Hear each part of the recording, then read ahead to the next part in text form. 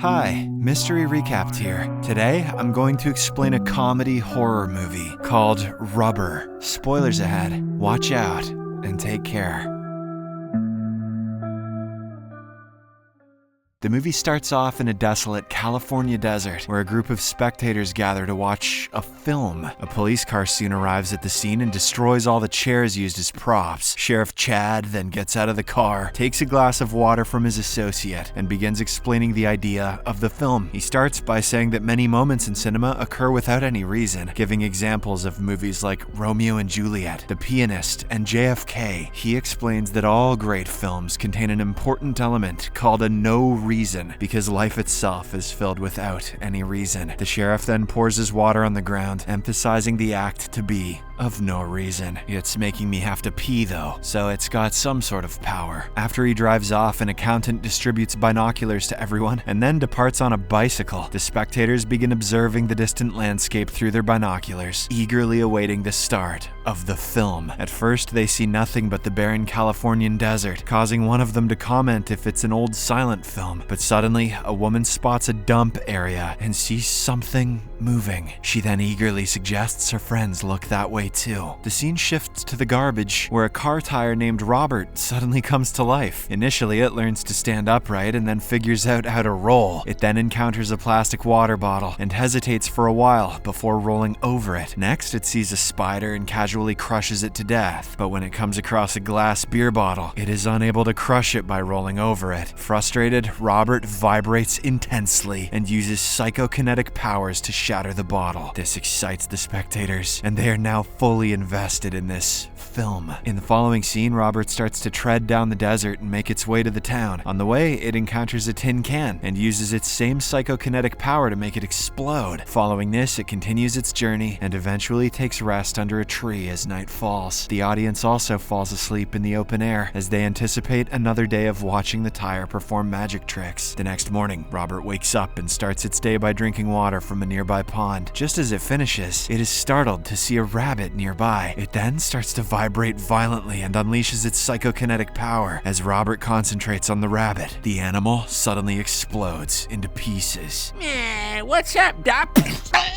This act of barbarism makes the tire really happy, and it continues the day treading happily through the desert. Meanwhile, the accountant arrives at the site and finds the audience asleep in the desert. Before waking them, he rummages through the area, even stealing cash from two sleeping men. He then wakes the audience and tells them to get ready for the film. Some members of the audience, having spent the night there, complain about being hungry and wanting breakfast, but the accountant ignores their complaints and asks them to grab their binos instead, as the film is about to reach its climax. Meanwhile, Robert treads down the empty road until it spots a beautiful woman driving by. It tries to use its powers on her, but only manages to stall her car. As the tire rolls towards her stalled vehicle, a truck suddenly passes by and runs it over. This breaks the connection and allows the woman's car to start again. After she drives away, the enraged tire uses its powers to explode a crow.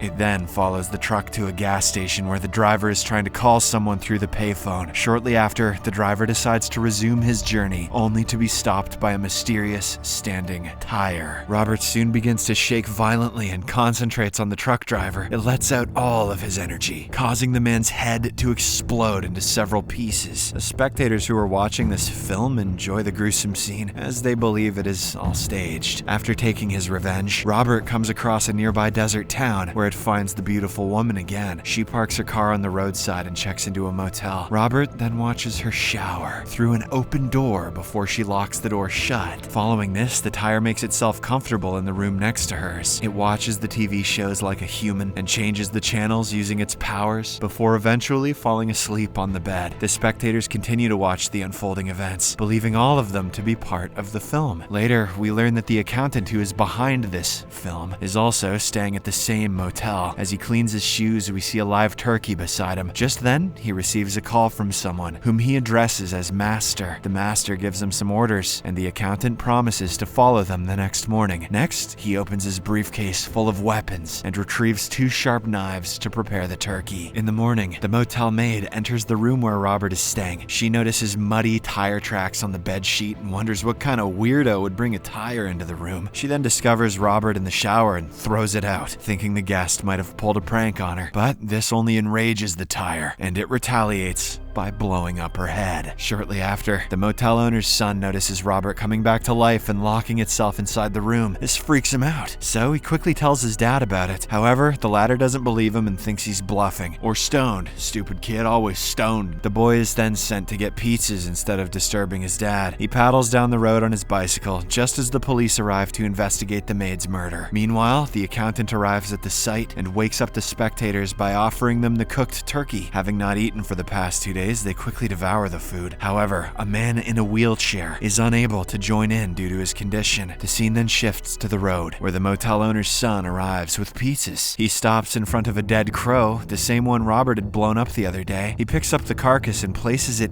on the pizzas, muttering that these are the extra toppings just like his dad wanted. Back at the motel, Robert follows its crush to the swimming pool and eagerly watches her dive into the water. When she finishes relaxing and departs, it also jumps into the pool and rests for a while. In the meantime, a young boy from the audience starts feeling a sharp pain in his stomach. His dad believes it could be because of eating too fast and assures him that the pain will go away on its own. However, more people start showing signs of illness, with some even throwing up. The guy in the wheelchair who hadn't eaten the turkey remarks that the food could have been poisoned, as he is the only one who isn't sick. Soon after, all the spectators except the wheelchair guy lose consciousness and drop dead on the ground. Chances of this film making any sense are looking grim. Back at the motel, police officers, including Sheriff Chad, are investigating the gruesome murder of the maid. The motel owner's son tries to convince them that the tire is alive, as he had seen it entering the room where the maid was found dead. Unfortunately, they don't believe him, and his dad continues to scold him for talking rubbish. Dad gets so angry that he even slams the tire on the floor and throws it away. Suddenly, an alarm goes off on the sheriff's watch, and he announces that their acting is over. He tells the motel owner to go home, as they have completed their part in the film. He even tells the officers to stop the act and return home to their families, to their real lives. But the confused cops assure him that this is real life, because there is a dead body lying next to them. Sheriff Chad counters by asking one of the officers to shoot him. Surprisingly, the gunshot doesn't hurt him, as he is wearing a bulletproof vest with fake blood. Chad then continues to convince his officers that the whole situation is fake, and they can all go home now. The cops are still confused and ask him about the maid's dead body, and Chad proudly says that it is part of the film too. However, when the maid, who has no head, doesn't wake up, even after the film is over, Chad looks concerned. He confronts the motel owner and interrogates him about his relationship with the maid. As they are talking, Robert the tire suddenly shows up and bursts the motel owner's head for mistreating it earlier. Having witnessed the horrific murder, Sheriff Chad finally snaps out of his acting and realizes that this is real life. He also acknowledges the motel owner's son's words and realizes that the tire is on a killing spree. Shortly after, he rounds up his officers and apologizes for getting caught up in the film. He then leads the police on a tire hunt. Meanwhile, Robert the tire comes across a mirror and finally sees his reflection. He realizes that he has been a tire, not a human, all this time. The scene then shifts to the wheelchair guy, who is the only one alive to watch the film. As he is busy peeking through the binos, the accountant interrupts him with a table of poisoned food. We learn that the accountant intends to kill him as well and end the film for good. However, the wheelchair guy refuses to eat anything and asks to be left alone. The accountant then tries to persuade him by talking about his childhood memories. He reveals that he enjoyed killing his elder brother by smashing his head with an enormous stone while recalling his past traumas. The accountant mistakenly eats the poisoned food and ends up meeting the same death as the audience. But the wheelchair guy doesn't even bother helping, as he believes it's all part of the act. In the meantime, the police chase Robert down the road and finally encounter him face to face. But this turns out to be a huge mistake, as the demonic tire starts to vibrate uncontrollably. It focuses its attention on the lieutenant seated in the police car and blows his head mercilessly. After fleeing from the police, Robert encounters a group of people burning a large pile of tires. He is enraged to see his kind being murdered in such a horrific way. The scene then jumps forward by 3 days to reveal the aftermath of a killing spree. Dead, headless bodies bodies are lying everywhere on the streets and inside supermarkets. The police continue their search for the murderous tire until they finally find it watching an auto racing program in a house, having killed the occupants. Sheriff Chad then comes up with a plan to kill the tire for good. He brings a mannequin, which resembles the beautiful woman from earlier, and rigs it with dynamite. He hopes that when Robert blows up the mannequin's head, the dynamite will detonate and destroy him as well. Sheriff Chad then seeks help from the beautiful woman to lure Robert out of the house. They eventually succeed in doing so, but when the tire destroys the mannequin's head, the dynamite